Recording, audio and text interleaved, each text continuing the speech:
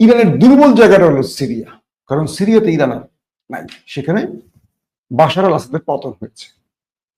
কিন্তু ইরান চেষ্টা করছে জোলানি বাহিনীর সাথে যে তুমি তোমার ভূখণ্ডটাকে আমার বিরুদ্ধে ব্যবহার হতে দিও না।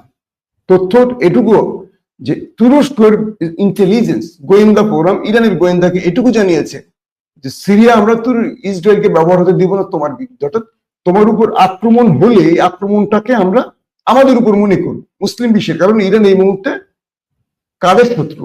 দখলদারদের প্রধান শত্রু কিন্তু তুরস্ক।